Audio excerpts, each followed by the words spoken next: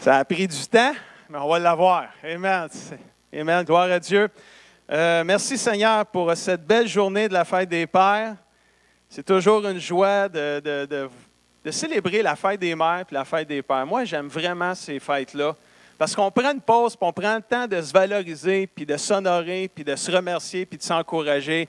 Les mamans au mois de mai, les papas au mois de juin, c'est merveilleux. Surtout que moi, que ma fête, c'est au mois de juin.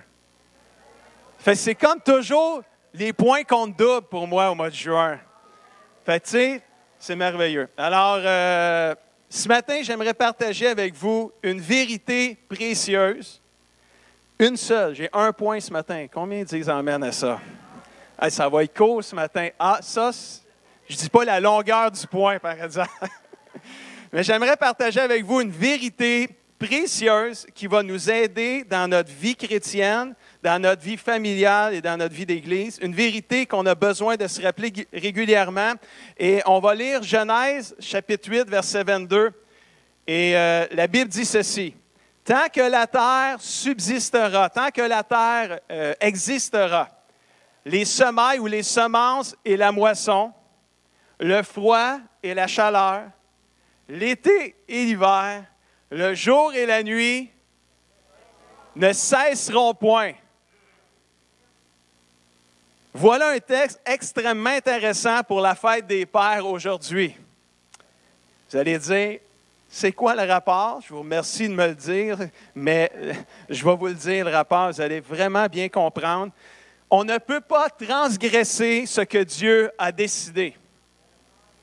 On ne peut pas prier et demander à Dieu de nous donner 25 degrés Celsius quand on est en plein hiver. C'est pas sûr que ça va arriver à moins que tu sois en Floride.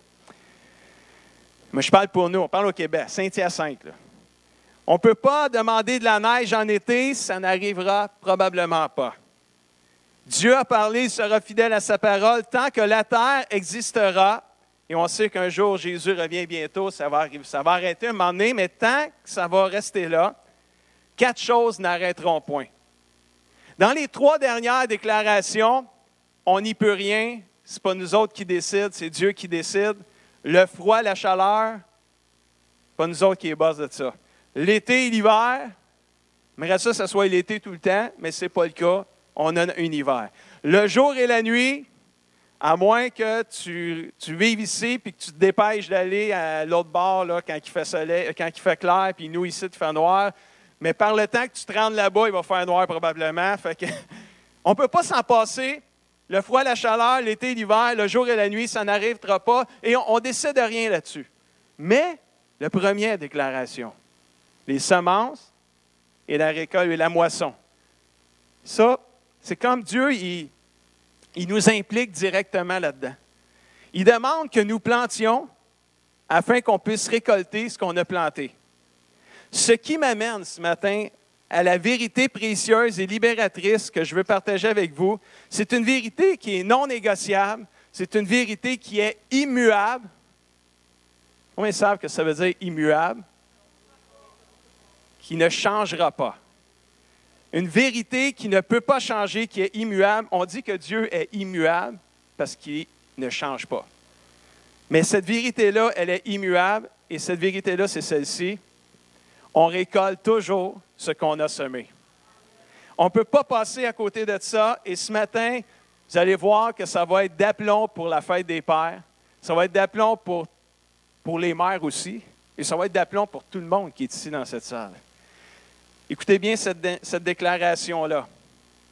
Ça, c'est sur Facebook, la jeunesse. Écrivez ça à quelque part. Tweetez ça à quelqu'un. Là où je suis aujourd'hui, dans ma vie et dans mes relations, est le résultat direct de ce que j'ai semé hier. Ça, on ne peut pas passer à côté de ça. Là où je suis aujourd'hui dans ma vie et mes relations, c'est le résultat direct de ce que j'ai semé hier ou que quelqu'un a semé dans ma vie. Et ça, on ne peut pas passer à côté de ça. Galates 6,7 nous dit ceci. « Ne vous faites pas d'illusions sur ce point. Dieu ne se laisse pas traiter avec mépris. Il ne permet pas qu'on se moque de lui. On récolte toujours ce qu'on a semé, d'où le titre du message de ce matin. Chaque jour, je plante des semences. Que ce soit à la maison, au travail, à l'école, à l'église, sur la rue, Je plante des semences et ce que je sème, je vais le récolter. Combien peuvent dire amen à ça ce matin? Tu ne passes pas à côté de ça, c'est impossible. Tu te dis, ouais, mais il me semble que je n'ai rien semé. Bien, si tu as récolté quelque chose, c'est que tu l'as semé ou il y a quelqu'un qui l'a semé pour toi. Mais tu ne peux pas récolter quelque chose que tu n'as pas semé, c'est impossible. Si tu manges mal et que tu ne fais pas attention à ce que tu manges, tu cours la chance d'être malade. Beaucoup de gens n'ont pas une bonne santé parce qu'ils ont mal mangé dans le passé et aujourd'hui, ils récoltent ce qu'ils ont semé. Tu peux appeler des gens pour prier pour toi, mais sache que tu as brisé une loi qui ne change pas de Dieu. Tu récoltes ce que tu sèmes. S'il te guérit, c'est une grâce qu'il t'accorde. Et Dieu est un Dieu de grâce. Dieu est capable de nous pardonner nos erreurs, il est capable de nous faire grâce, puis on peut lui demander de nous faire grâce. La personne qui fume depuis des années et qui découvre qu'elle a un cancer du poumon peut prier comme elle veut, mais elle a récolté ce qu'elle a semé. Si Dieu t'a guéri, c'est une grâce qu'il t'accorde et Dieu, il peut faire grâce aussi encore. Dieu regarde les cœurs, puis Dieu peut faire miséricorde à qui il veut faire miséricorde. Mais ce matin, ce que je veux juste dire, c'est qu'on ne peut pas briser cette loi-là de semer et récolter. Ce qu'on va semer, ce qu'on va planter dans nos vies, on va le récolter. La personne qui est toujours angoissée, inquiète et stressée récoltera ce qu'elle a semé, le stress tue. Et la Bible le confirme dans Matthieu 6, verset 27. Qui de vous, à force de s'inquiéter et d'inquiétude, peut prolonger son existence, ne serait-ce de quelques instants? La réponse, c'est personne ne peut le faire. Au contraire, à force de t'inquiéter, tu vas réduire même ta vie. La Bible nous encourage à faire confiance à Dieu en tout temps, même dans les temps les plus difficiles. Là où je suis aujourd'hui, dans ma vie, dans mes relations, est le résultat direct de ce que j'ai semé hier ou quelqu'un a semé dans ma vie. Là où notre couple est rendu aujourd'hui est le résultat de ce qu'on a semé dedans hier. Là où l'Église est rendue aujourd'hui, c'est le résultat direct de ce que l'Église a semé hier. Très, très intéressant, peuple de Dieu. Vérité merveilleuse. Vérité qui va changer ta vie ce matin. Ouais, mais là, on fait quoi maintenant, pasteur? On s'aime. On s'aime. On s'aime avec l'amour de Jésus. Oui, ce sème-là, mais c'est le S-E-M-E aussi, pas le A-I-M-E. On s'aime. On plante. Ça va être plus facile, on va mieux se comprendre de même. On plante. On plante quoi? Bien, on plante ce qu'on veut récolter. Si tu te fais un jardin et que tu veux des carottes, tu ne sèmeras pas des tomates. Mais là, pasteur, c'est Nono ton exemple. Dites pas ça à moi que c'est Nono mon exemple. C'est sûr que si on veut des carottes, on va semer des carottes. Mais dans le monde spirituel, là, c'est la même affaire. Là. Qu'on ne se moque pas de Dieu, dans le fond, tu sais, c'est comme, si tu veux être aimé,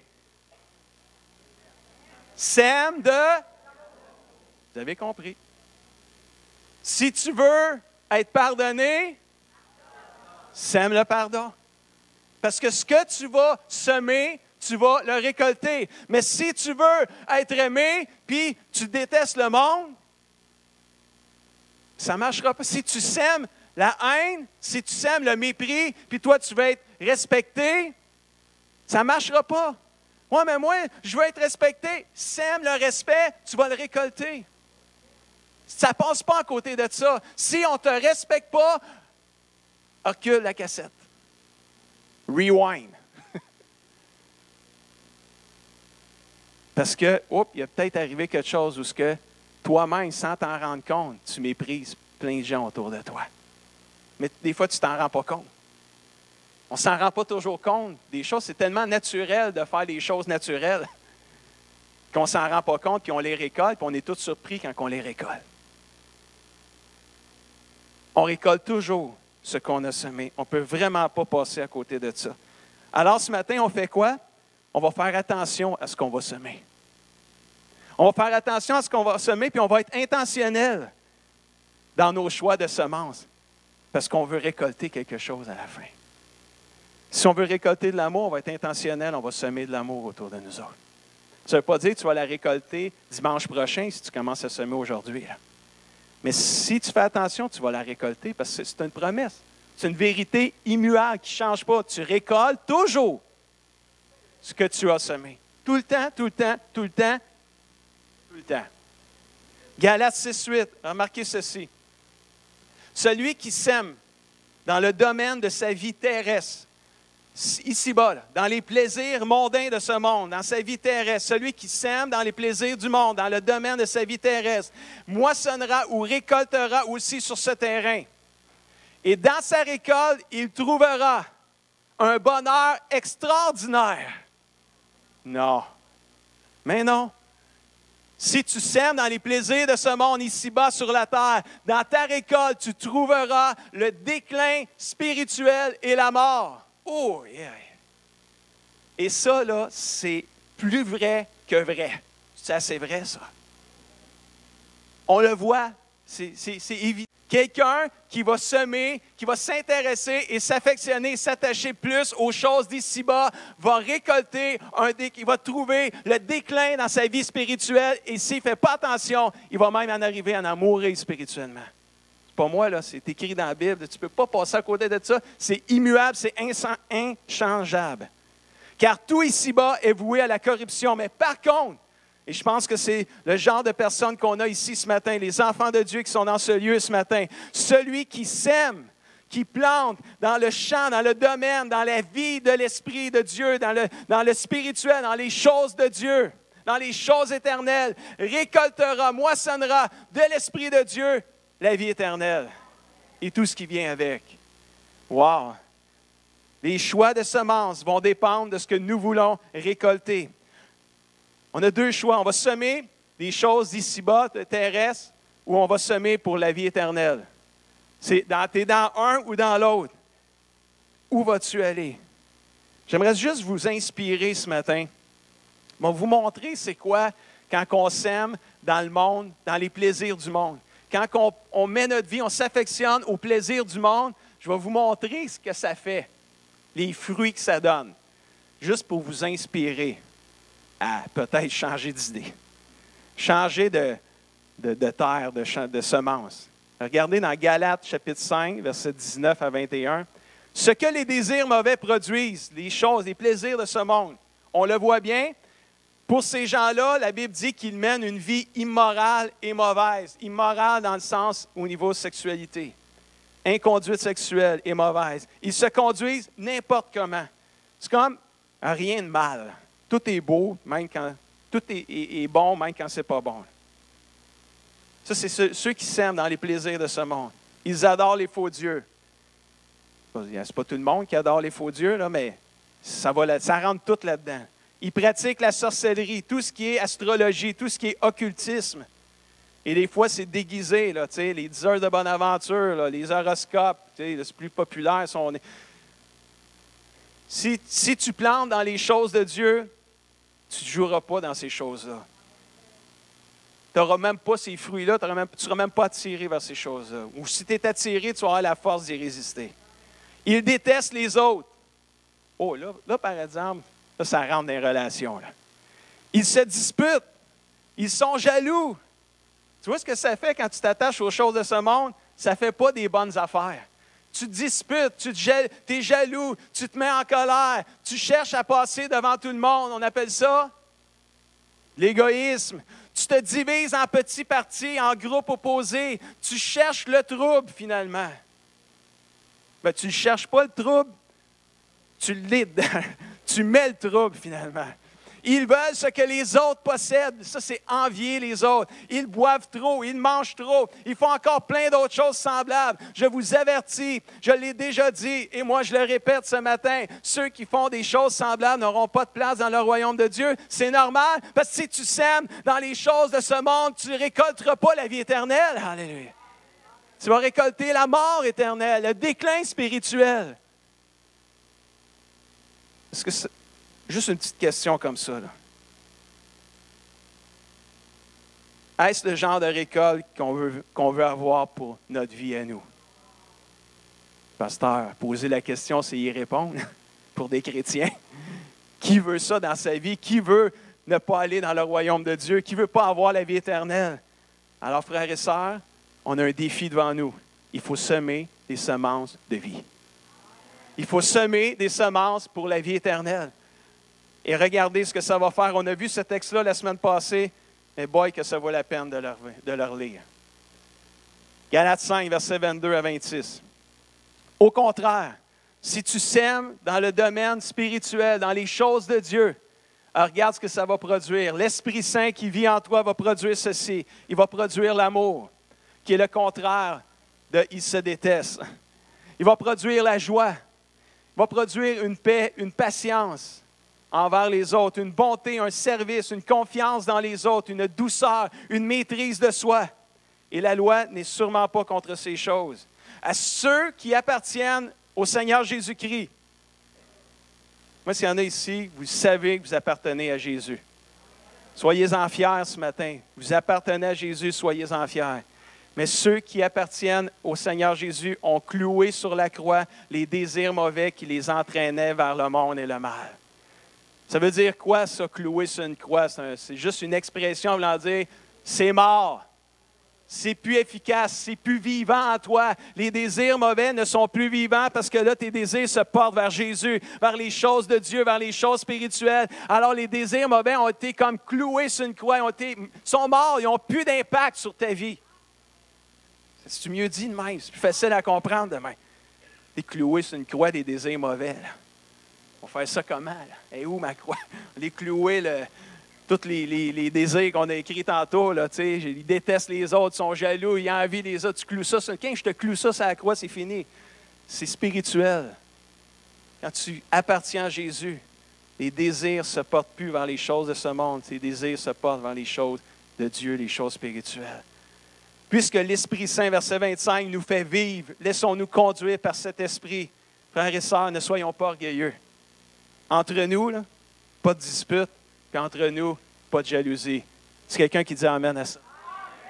Hey, pas de chicane. Fini. Mettez votre orgueil de côté. Hier, j'ai eu un test d'orgueil hier. Mais s'il y en a qui veulent savoir.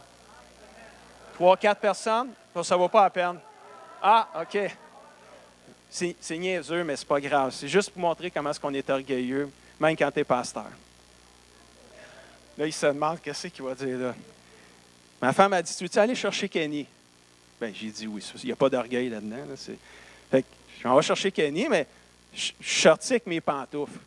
Je m'en vais juste chercher Kenny. Là. Tu sais, je ne sors pas du char, je m'en vais juste chercher Kenny. Puis là, j'entends un bip-bip sur mon cellulaire.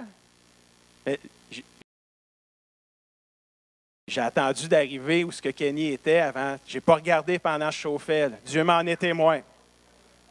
Il y a des polices ici, peut-être, il faut faire attention. Je vais me faire suivre sans ça. Je vous le dis, je n'ai pas répondu, je suis honnête. Combien me croient? Ah, je suis vraiment content. Mais c'est vrai, je n'ai pas répondu. Là, j'arrive, je parque le char, Kenny arrive, je regarde voir qui m'avait écrit. C'était ma charmante épouse. Tu peux-tu aller chercher quelque chose dans un magasin? Elle n'aurait pas pu me le dire quand elle me dit d'aller chercher Kenny. Je n'aurais pas sorti avec mes pantoufles. Puis j'y réponds avant de repartir. Désolé, je suis en pantoufles. Je sortirai. Tu sais, ben trop orgueilleux, puis sortir. Tu sais, je vais arriver en pantoufles au magasin. Là.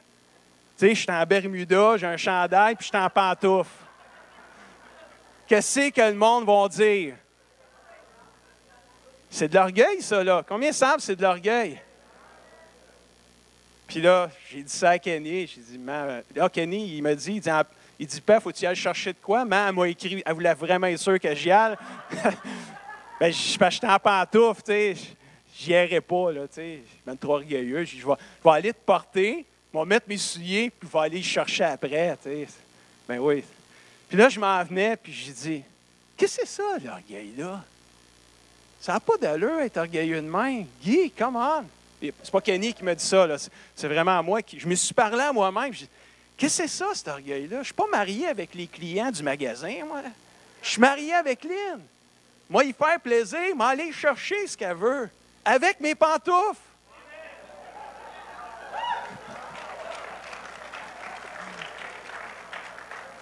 Fait que je suis allé au magasin. Kenny était tellement fier d'embarquer avec moi. J'ai jamais vu fier dans le monde. Il dit, pète, t'es drôle, tu sais. Je suis allé chercher ce qu'elle voulait. Elle était certaine que je n'arriverais pas avec ce qu'elle demandait parce qu'elle dit, Guy est ben trop orgueilleux. C'est sûr, cet orgueil-là, il n'est pas guéri encore dans sa vie, là, tu sais. Mais j'ai eu une grosse victoire hier. Je l'ai vraiment faite en pantoufles. Incroyable. Mais tout ça pour dire, frères et sœurs, soyons pas orgueilleux entre nous. Mettons notre orgueil de côté entre nous. Pas de jalousie, pas de dispute. Arrêtons ça, là. Pensez aux pantoufles quand vous allez être... Dites non, il ne faut pas être orgueilleux. Il ne faut pas juste je pense à moi, il faut que je pense au bien-être du corps de Christ. Et au bien-être du corps de Christ, des fois, ce n'est pas de dispute, pas de jalousie. Si on sent qu'on est dans une dispute, prions. Si on sent qu'on s'en va, on est jaloux que quelqu'un possède quelque chose, ou on est jaloux que quelqu'un veuille nous enlever quelque chose, allons prier. Demandons au Seigneur de nous aider pour pas justement qu'il y ait de l'animosité dans le corps de Christ. Pourquoi? Parce qu'on va récolter toujours ce qu'on va semer. Wow! C'est puissant, ça, frères et sœurs. C'est vraiment très puissant. Ce matin, on veut donner des cadeaux au papa. Mais juste avant, je veux terminer avec ces 2 derniers versets-là.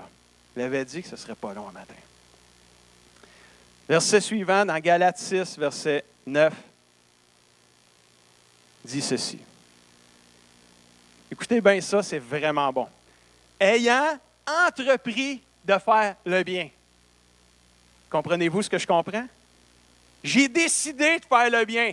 Ayant décidé de faire le bien, de semer des semences de vie, ayant décidé de semer dans le royaume de Dieu, dans les choses de Dieu, ayant décidé ça, ayant entrepris de faire le bien, ne nous laissons donc pas gagner par la fatigue et le découragement. Quelqu'un dit Amen. Ça se peut que tu sois fatigué.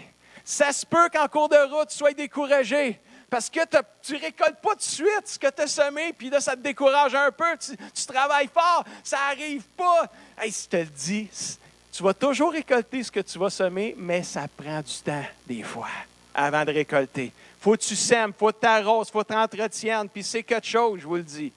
Mais tu vas toujours récolter ce que tu vas semer. Et le verset nous dit, si nous ne relâchons pas nos efforts, nous récolterons au bon moment, au moment opportun, les fruits de notre persévérance. Moi, je crois là-dedans à 100 000 $. 100 000 $, je crois là-dedans. Frères et sœurs, c'est puissant ce que je viens de prêcher là. C'est un message, pas ma prêche qui est puissante, c'est la parole de Dieu qui est puissante. C'est elle que je déclare haut et fort ce matin. Si on sème pour le royaume de Dieu, c'est sûr qu'on va récolter pour le royaume de Dieu. Qu'est-ce que tu as le goût de récolter? Qu'est-ce que tu as le goût? Réponds pour toi-même. Qu'est-ce que tu as le goût de récolter? Sème-les. Moi, j'ai toujours commencé le pastorat. Vous le savez, j'étais jeune. Ça fait 17 ans que je suis pasteur. On va être 48 ans demain. J'ai commencé, j'avais 31 ans. J'ai déjà l'air jeune. Je me fais encore traiter de petit jeune. Je suis rendu à 47 ans, là. Je me fais encore traiter de petit jeune. Qu'est-ce que tu penses que j'avais l'air à 31 ans? Encore plus jeune. Comment tu peux faire quand tu es pasteur à 31 ans, puis d'une petite église de 40 personnes au Nouveau-Brunswick, puis tu as un couple plus jeune que toi, tous les autres couples sont plus vieux que toi. Comment tu vas faire pour être respecté alors que tu es un petit jeune? Puis un petit jeune, pas d'expérience en plus, puis ils m'ont voté, puis ils savaient que je n'avais pas d'expérience. Comment que je vais faire pour être respecté? Bien, je vais leur dire, c'est moi le pasteur, c'est moi qui est le boss. Parce que je suis le pasteur, vous devez me respecter. Point final, c'est non négociable, ça non plus. Écoute, je ne serais même pas ici en train de vous prêcher si j'avais été comme ça. Non, j'ai décidé que si je voulais être respecté, je devais semer le respect. C'est ce que j'ai fait.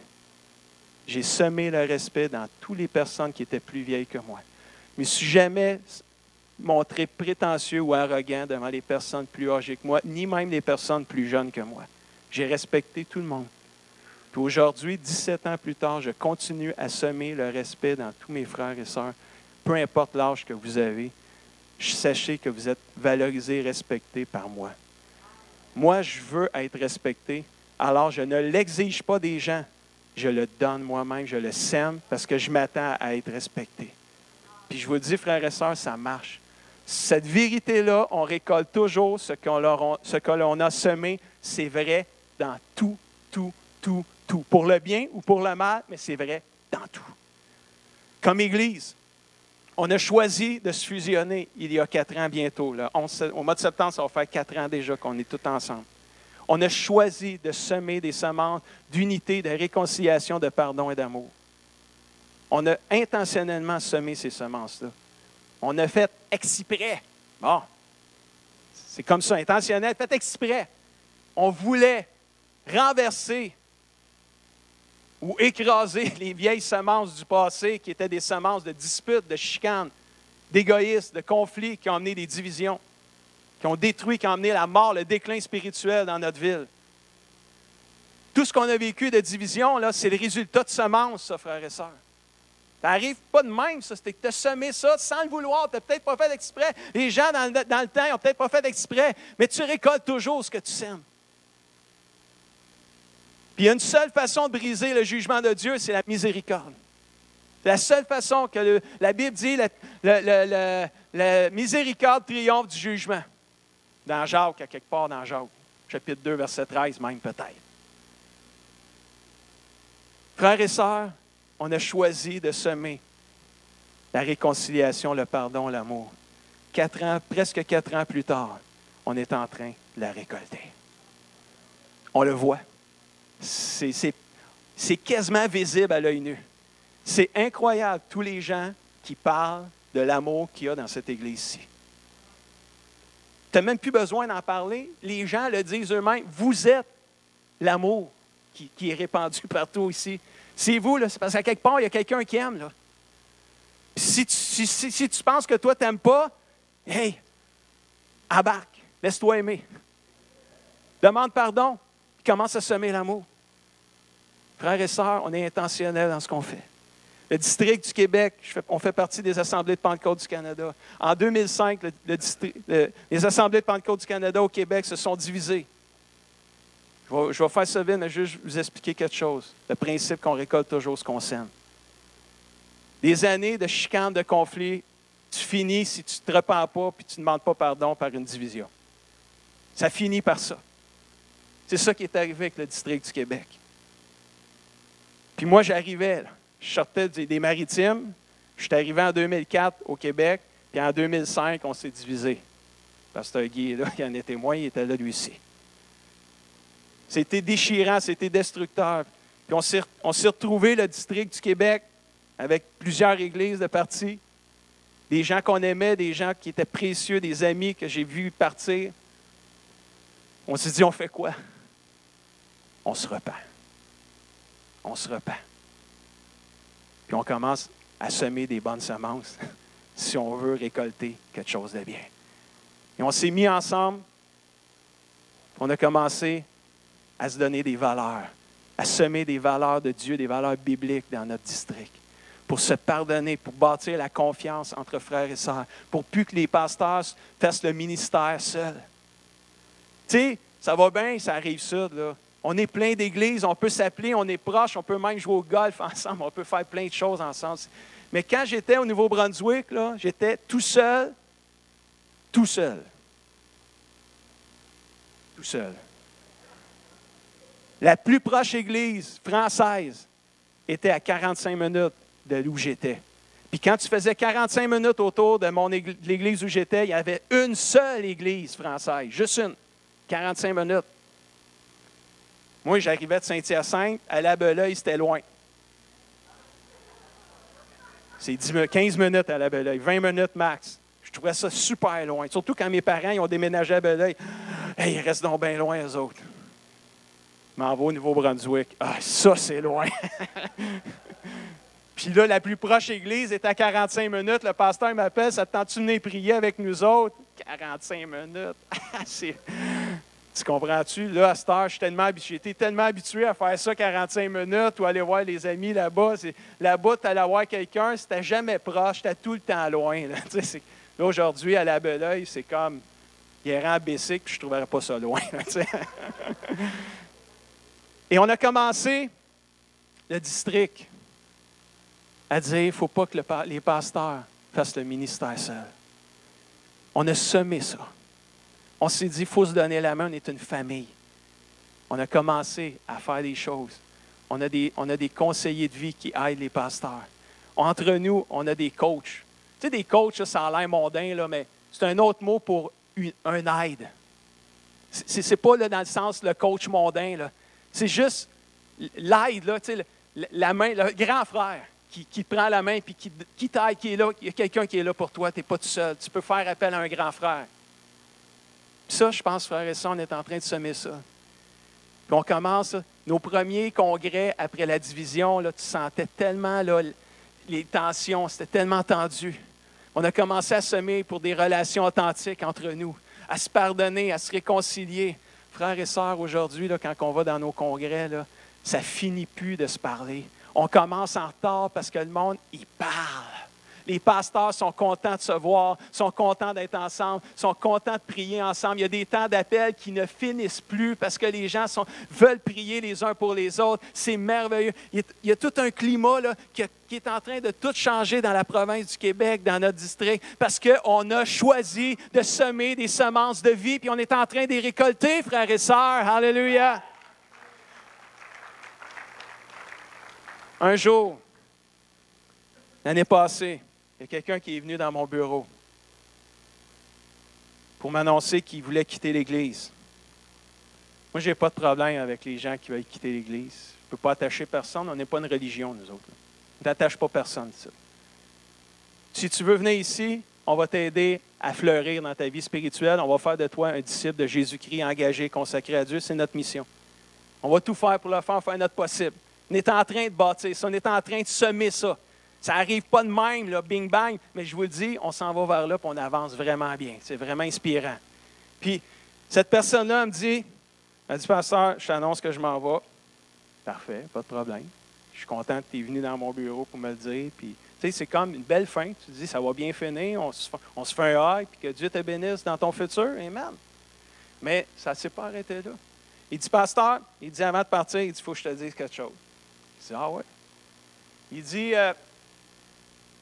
Il dit, le Carrefour chrétien des Mascoutins, là, c'est une église qui est très malade.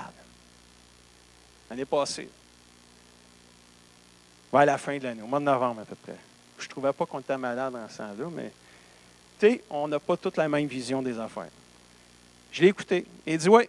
Il dit, le Carrefour, l'église est malade. Puis là, je t'annonce que là, l'église, en 2015, au début de l'année, elle va se diviser, puis ça va être la plus grande honte que cette ville-là n'aura pas connue.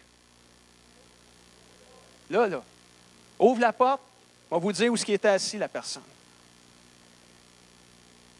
Je ne sais pas, il y a le Saint-Esprit, pas la colère, le Saint-Esprit qui est venu me remplir. Le côté humain aurait été la colère, mais là, je ne sais pas, il y a du divin qui est rentré. C'est comme Jésus qui m'a immergé du Saint-Esprit. Là. Puis Dieu merci, parce que c'était d'autres choses qui auraient sorti. Rempli de l'Esprit et de l'autorité du nom de Jésus-Christ. J'ai regardé la personne droite dans les yeux. Puis là, je ne parlais plus à la personne, je parlais à l'esprit mauvais qui venait de faire des paroles de mort sur cette église-là. J'ai dit, je rejette tes paroles au nom de Jésus-Christ devant lui. J'ai dit, les paroles de mort que tu viens de déclarer sur cette église, je les rejette dans le nom de Jésus. Je déclare la vie pour cette église-là. Je déclare cette église une église qui va être une lumière pour Saint-Hyacinthe et le Québec et le monde entier, frères et sœurs. Alléluia. C'est ce que Dieu nous appelle à être. Sois la lumière du monde. Alléluia. Fait que, venez pas me dire des paroles de mort sur l'église. Vous savez qu'est-ce que vous allez recevoir. Puis frères et sœurs, j'espère que je ne suis pas tout seul. Donne des paroles de mort sur l'Église, vous avez l'autorité dans le nom de Jésus, pas de rejeter la personne, rejeter les paroles qu'il déclare. Parce que frères et sœurs, c'est plus vrai que cette Église-là va être la honte de Saint-Hyacinthe et du Québec. On a assez eu de problèmes, c'est terminé. Nous, là, quand on s'est fusionné, on ne s'est pas fusionné pour être la honte, on s'est fusionné pour être la gloire de Dieu au Québec, frères et sœurs. On n'est pas parfait, on ne sera jamais, mais on avance, frères et sœurs. On s'en va vers là. Et moi, j'ai décidé avec l'équipe pastorale et l'équipe de leaders, on a décidé de semer des semences divines, des semences d'amour, des semences de pardon, de réconciliation, de foi, de guérison, de délivrance, etc. Tout le fruit de l'esprit, nommez-les. On est intentionnel là-dedans, frères et sœurs. On veut voir la gloire de Dieu dans notre ville. Et si on veut voir la gloire de Dieu dans notre Église, dans notre ville, il va falloir commencer à semer des semences de Dieu et de gloire. Alléluia. Attendons-nous à de grandes choses si on sème de grandes choses, frères et sœurs. Et moi, là, je suis vraiment excité ce matin.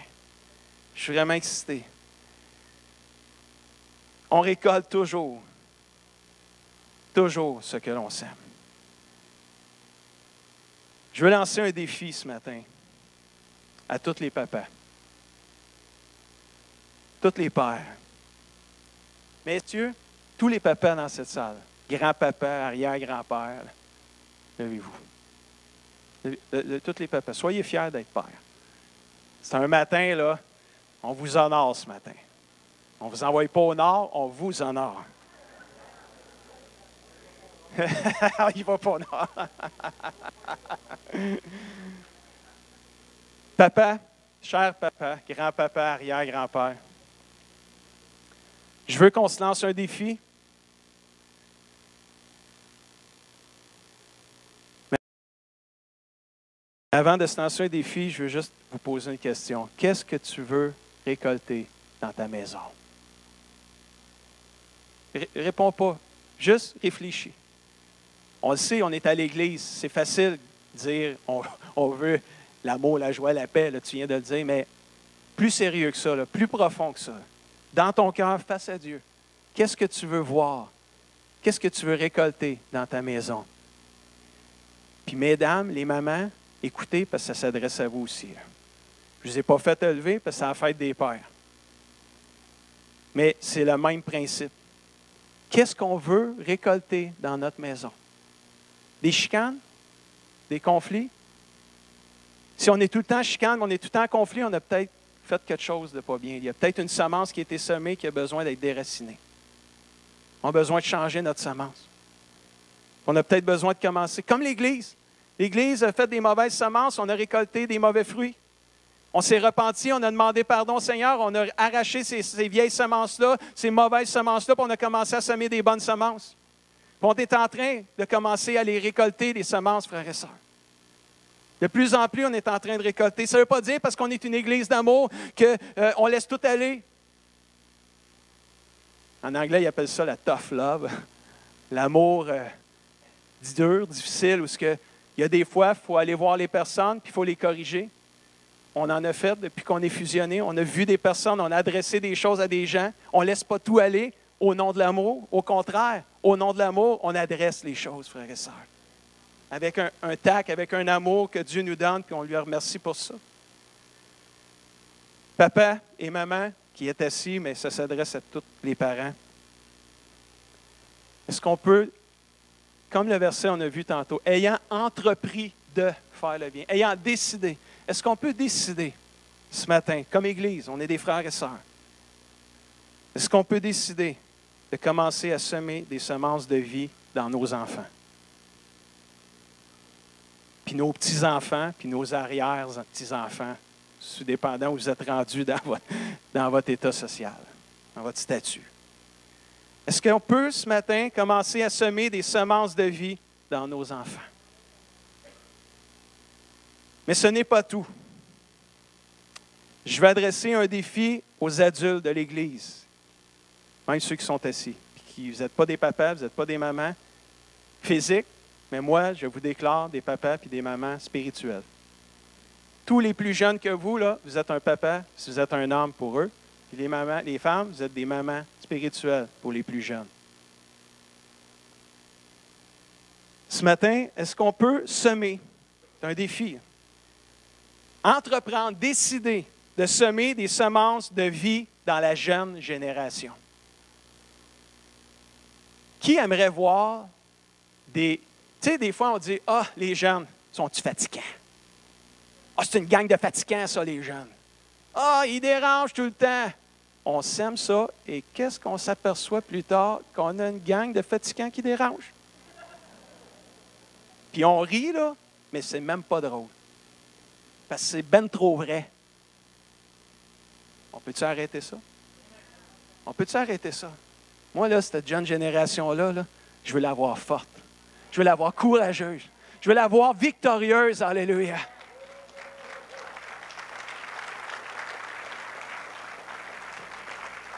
Vous pouvez vous asseoir, parce que vous ne me verrez pas. Moi, là, je suis tanné. Je suis tanné. Cette jeune génération-là, le diable et le monde leur courent après. Toutes nous autres aussi, ils nous courent après, là, mais eux autres, ils leur courent solide après. On peut-tu être des papas et des mamans spirituelles qui vont déclarer des paroles de vie à ces gens-là, qui vont semer des semences de vie à notre jeune génération? De voir en eux, non pas des fois ce qu'ils peuvent nous démontrer, mais de voir en eux des hommes et des femmes de Dieu, qui vont être vainqueurs et victorieux sur les choses de ce monde, qui vont être capables de dire non devant la tentation. Est-ce qu'on est capable? Si on veut voir des jeunes hommes et des jeunes filles pleins de force et de courage, il va falloir commencer à semer du courage et de la force en eux. Si on veut voir des jeunes qui vont s'aimer, qui vont aimer Jésus, il va falloir semer l'amour de Dieu dans leur cœur. Mais si on sème la jalousie, si on sème la moquerie, le mépris parce qu'ils sont jeunes, puis c'est une gang de jeunes, eux autres ne comprennent rien. Après ça, on n'est pas surpris quand ils disent « Ah, les gangs de vieux, eux autres. » Parce qu'on a semé le mépris dans la jeunesse, les jeunes méprisent la vieillesse. Qui sort gagnant de ça? Personne. Parce que ce n'est pas des semences du royaume de Dieu, frères et sœurs. On récolte toujours ce qu'on a semé. J'espère que ce message-là va résonner dans votre cœur, frères et sœurs. Puis que vous allez y penser. Puis si, non, il ne faut pas que je sème ça, il ne faut pas que je déclare. C'est comme le même message que Lynn a prêché à Fête des Mères. C'est juste dit différemment, mais c'est presque la même affaire. J'ai dit à ma femme, j'ai dit, chérie, je complète ton message de la Fête des Mères. Elle a dit, ah merde. Est-ce qu'on peut entreprendre, décider de semer des semences de vie dans la jeune génération? Est-ce qu'on peut faire ça comme Église? Puis si on s'aperçoit qu'on a été méchant avec la jeune génération, on est-tu capable de demander pardon? On est-tu capable? On est trop orgueilleux? Frères et sœurs, un verset qu'on a lu, mettez de côté l'orgueil. Plus de disputes, plus de jalousie. Regardez les jeunes comme si c'était votre enfant. Puis voyez le potentiel que Dieu peut faire à travers les autres. Amen? Les jeunes, vous êtes capables de dire non au monde. Je vous le déclare sur votre vie. Vous êtes capables de dire non au monde, à l'esprit du monde. Puis si vous tombez, ne soyez pas découragés. Relevez-vous. Restez jamais à terre. Dites pas, je ne serai jamais capable. Non, parce que la Bible a dit 7 fois le juste tombe et il se relève. Toujours. Parce que c'est Dieu qui est votre Dieu. Puis parce que Dieu est votre Dieu. Puis un jour, Jésus, la mort est venue le chercher. La mort est venue l'attraper. Il est parti 3 jours dans la mort, mais il s'est relevé. Pour toujours. Puis parce que Jésus vit en toi, toi aussi, tu peux toujours te relever. Toujours, toujours te relever. Si tu tombes, ne sois pas découragé. Pense à Jésus qui s'est relevé de la mort. Relève-toi, parce qu'il vit en toi. Amen? Amen? Puis, peuple de Dieu, même chose pour chacun de nous. Laissez-vous pas décourager si vous tombez. Relevez-vous, parce que 7 fois le juste tombe et il se relève toujours, nous dit la Bible. Là, je suis rendu, je prêche un autre prêche. J'avais juste un point. Frères et sœurs, il y a quelque chose qui est là dans moi. Je crois que ce message-là, avec celui de Lynn pour la fête des mères, fête des pères, c'est des messages qui peuvent révolutionner notre Église, nos familles, nos maisons, et ça va faire des petits. Frères et sœurs, il faut changer nos semences. Il faut continuer à semer des semences de vie, d'amour partout autour de nous. Puis si on chicane, on se pardonne. On brise tout de suite cette semence-là, on se pardonne. En se pardonnant, on sème la semence du pardon. On va se lever ensemble. Oh, merci Seigneur. Je ne suis pas Ben, tu veux juste faire de quoi au piano. On ne chantera pas, mais juste pour finir avec une petite touche de piano. Amen. Ah, puis même Nancy. Il m'a touché. C'est trop beau, ce chant-là, ça n'a même pas d'allure. C'est un vieux chant qu'on a rajeuni, mais oh boy, de boy, que c'est bon. Tous les musiciens, toute la gang, let's go. Tu sais, tu pars avec un, tu finis avec toute la gang. Je ne fais pas d'appel, fait qu'on peut avoir tous les musiciens. Jason joue du piano, il joue de la bass. Tu quelqu'un qui va aller à Easy Worship à la place de Jason? Amen. Alléluia, Jésus. On va juste mettre la tonne à Jason. Il m'a touché. Juste ici, le noir. Oh, merci Seigneur Jésus. Merci Seigneur Jésus. On va finir qu'il m'a touché une couple de fois. Et on a un cadeau pour les papas. Je ne sais pas, Marco, je ne sais pas avec qui tu t'as demandé. On a quelque chose qu'on veut donner au papa. Mais avant, là, chante, il m'a touché. Quelqu'un est venu. Et quelqu'un m'a touché. C'est lui. C'était Jésus. Il m'a touché et il m'a libéré. Ce matin, on choisit, on détermine pour nos maisons de semer des semences de vie pour notre Église, puis eux autres, la jeune génération. Puis nos enfants qui sont en bas. Toi, c'est là-bas. Kenny, ici. C'est ça, Kenny. Il m'a touché.